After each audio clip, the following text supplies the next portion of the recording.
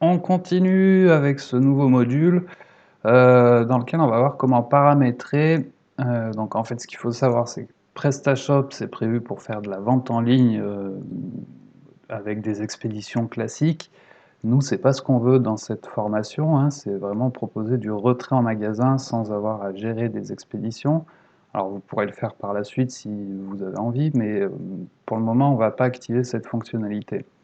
On va simplement proposer un retrait en magasin, c'est-à-dire au moment où le client va ajouter au panier et poursuivre sa commande, il n'aura qu'un seul moyen d'expédition possible à choisir, qui sera le retrait en magasin.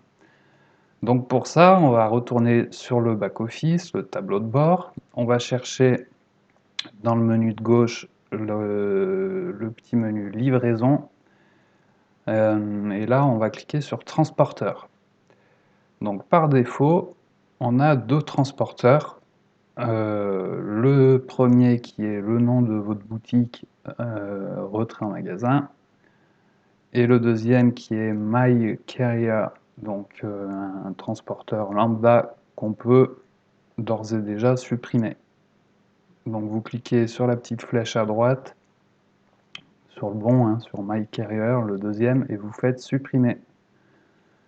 Et ça supprime ce transporteur. Donc, nous, on va proposer du retrait en magasin. Alors, dans le nom du transporteur, moi, je vous conseille de modifier, de mettre retrait en magasin. Et délai de livraison, vous pouvez mettre un petit truc du genre commander avant 10 heures pour un retrait à midi. Voilà, après toutes ces infos, vous pouvez les mettre aussi dans votre fiche produit. Donc ça c'est bon. Suivant, les frais de manutention. Il n'y en a pas, la livraison elle est gratuite puisque la personne vient chez nous. Là vous cochez, vous laissez cocher par défaut tel quel.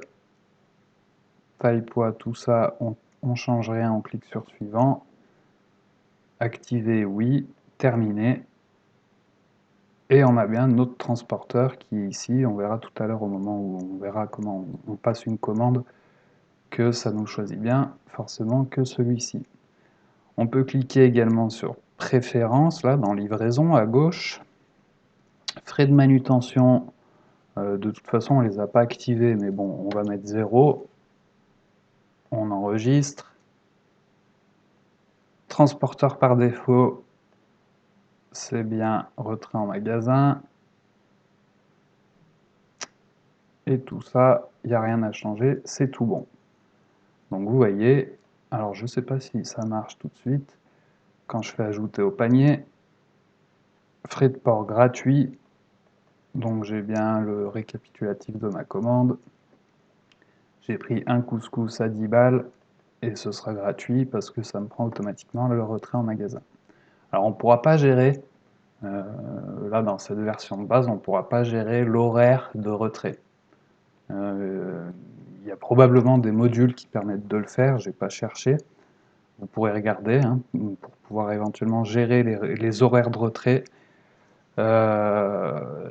Ça risque d'être des modules payants. Mais enfin, avec ce qu'on a là gratuitement, je pense que vous pouvez déjà très bien accepter des commandes et les gérer comme ceci. Voilà, donc vous voyez pour le transporteur, c'est vraiment très simple. On est prêt. Prochain module, on va voir pour le paiement. Et je vous reprends dans quelques instants sur le prochain module.